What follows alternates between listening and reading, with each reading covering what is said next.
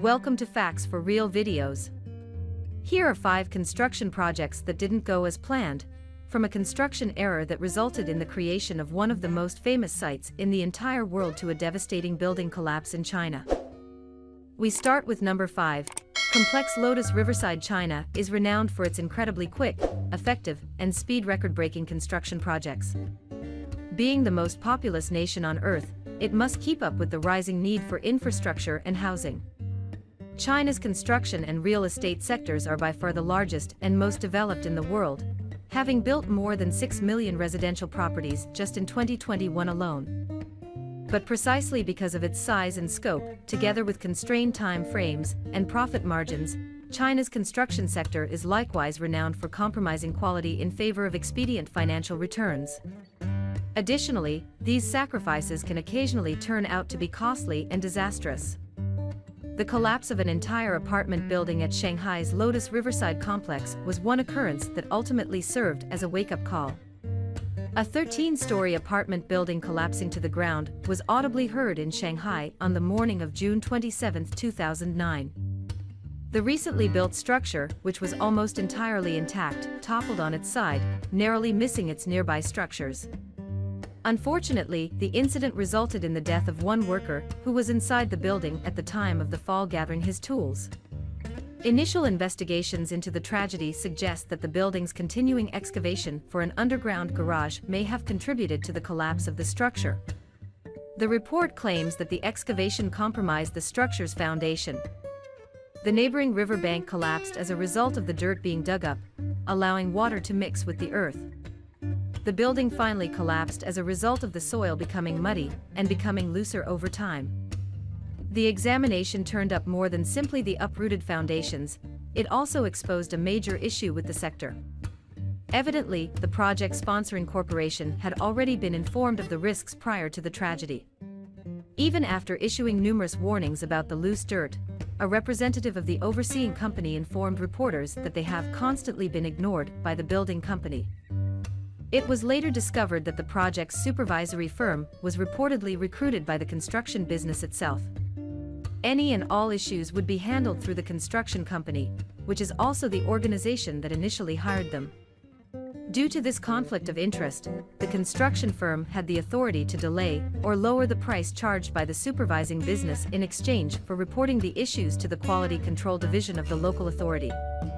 9 important members of Shanghai Zhongxin Construction were held for further investigation after the skyscraper collapsed. In addition, many of the individuals who had already purchased properties from the developer wanted refunds or compensation in the wake of the tragedy. Number 4. The Intempo building. The tallest residential structure in the European Union is the Intempo skyscraper in Benidorm, Spain, which rises more than 200 meters and has 47 stories. Building on the skyscraper started in 2006 thanks to a €92 million financing from the Caixa Galicia Savings Bank in Spain. The project was supposed to be finished in under 3 years at the time. However, barely a year after the project's work had begun, the global financial crisis of 2008 significantly slowed its progress. Due to the project's construction company's bankruptcy, all construction activity was abruptly stopped. When it was reported that there would be no elevators built, the building attracted a lot of media interest. The tale was first published in a Spanish newspaper, and other media rapidly picked it up. However, it turned out that this assertion was untrue, to which sales manager Rafael Ballester replied, "How is it possible to build without elevators when we are building the highest residential skyscraper in Europe?" Even if this story is untrue, the project's progress was not entirely smooth. When a new business took over the project in 2010, work on Intempo resumed. Workers, however, endured for whole months without pay and threatened to strike as a result of the issues with their salary. When a lift was erected on the job site for the employees to use, it collapsed with 13 people inside. Fortunately, the emergency brakes did their job and only 2 workers had to go to the hospital.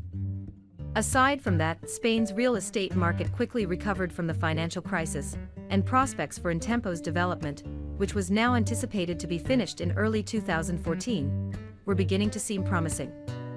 The project's architects, however, abruptly quit 1 year prior to the new deadline without providing the media with an explanation. A year later, the project's owner declared bankruptcy, sparking rumors that the architects were departing due to financial issues with the construction. For several years after that, Intempo was once more abandoned to stagnate. Finally, in 2017, SVP Global, a business based in Connecticut, took up the project and finished it.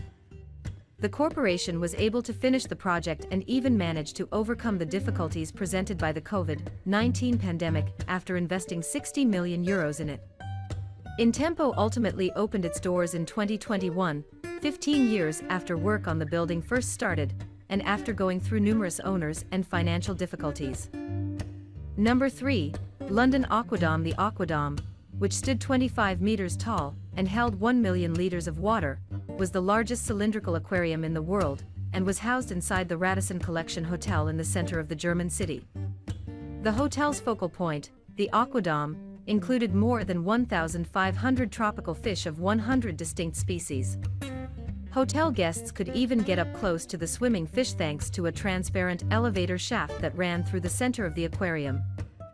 Due to the size of the aquarium and its location in the heart of a hotel, frequent upkeep and cleaning were required to protect the safety of the fish as well as the hotel guests and bystanders. The entire aquarium, however, abruptly exploded on the morning of December 16, 2022, spewing 1 million liters of seawater into the hotel lobby and finally onto the streets outside.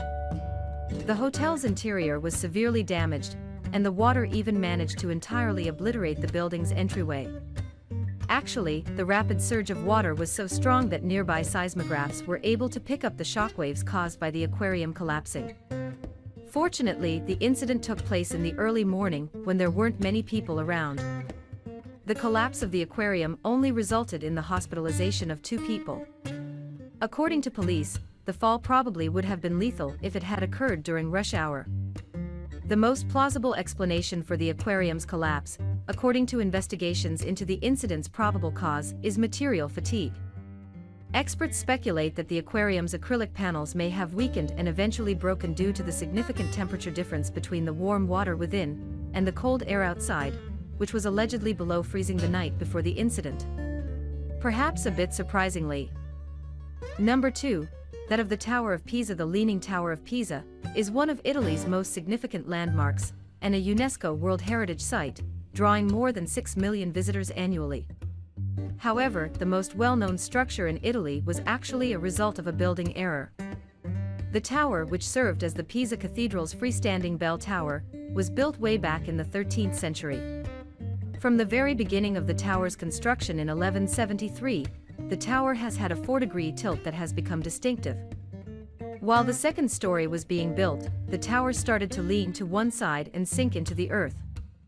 With only a 3-meter deep foundation and the tower being erected on top of weak and unstable subsoil, the tower progressively began to lean because the ground could not hold the weight of the building.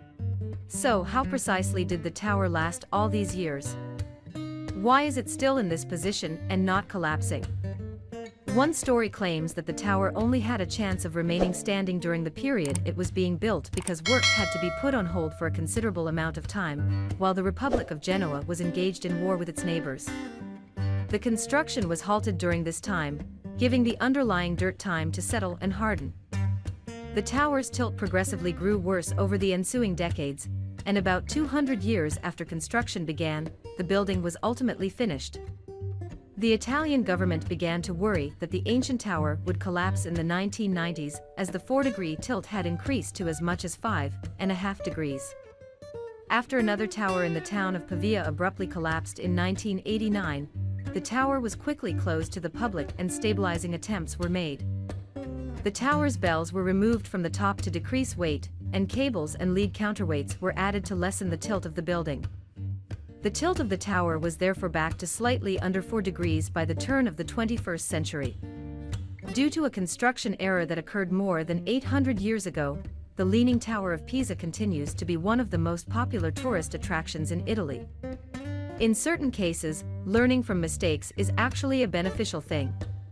And lastly, number 1. Samuel Department Store. The South Korean capital of Seoul saw an enormous construction and development boom in the late 1980s. When the city was chosen to host the 1988 Summer Olympics, millions of dollars in investments flooded into it. As a result, practically every building constructed in Seoul at this time was the work of construction firms that were under pressure to complete their jobs as soon as possible. Sampoong Department Store, a 9-story shopping center constructed in one of Seoul's busiest and most commercialized neighborhoods, was one such structure developed at this time. The future chairman of the Sampoong Group's construction division, Lee Jun, quickly abandoned the development's original plan to construct an apartment complex. The plans were altered as a result of this rapid alteration to make room for escalators and an additional story by removing a number of crucial support columns. The construction company that was supposed to be working on the project voiced their worries regarding this move, but Lee Jun sacked the company and hired his own in place of them. The department store was swiftly finished just 2 years later, drawing an estimated 40,000 people daily, making it one of the most prosperous local businesses at the time. In 1995, cracks on the top level of the building started to show, but Lee Jun simply told his staff to move the stores and goods to the basement, and didn't pay any attention to the early warning signals of danger. The 5th level had to be completely closed off to the public on June 29, 1995, because the cracks had widened dramatically overnight. The issue was even investigated by engineers later in the day, who found that the entire building was in danger of a catastrophic collapse. The store's directors even advised that all employees and customers be evacuated during an emergency board meeting. In spite of these warnings, Lee Jun insisted on staying within the structure out of concern about missing out on a day's worth of prospective sales. It was revealed shortly after the meeting that Lee Jun himself had departed the building before the tragedy. The store began to make cracking noises at precisely 5:52 p.m., which caused employees to immediately order all customers and personnel to leave. It was already too late. The store's roof collapsed in a couple of seconds, falling violently into the lower floors. Over 1,500 people were trapped in the resulting rubble after all of the support columns in the south wing fell. The incident's aftermath resulted in the death of 502 people, making it the worst peacetime tragedy in South Korean history. Lee Jun was found guilty of carelessness shortly after the collapse, along with his own son and other important figures in his company, and was given a sentence of more than 10 years in jail, 19. The incident prompted a thorough examination of the nation's building safety laws and regulations and exposed a systemic corruption. Lee Jun himself was accused of paying bribes to high-ranking city officials when the store was being built. They were eventually given a 10-year prison term as well. The Sampoong department store site was controversially sold to a private developer, and a luxurious apartment complex now stands on top of the tragic location by the municipal government of Seoul. Soon after, a memorial was erected somewhere to honor the event. Do you know of any further building errors similar to these? Which initiatives would you like us to discuss next? Tell us in the comments section below. Please subscribe to our channel for more if you liked it. We appreciate your time and hope to see you in the next video.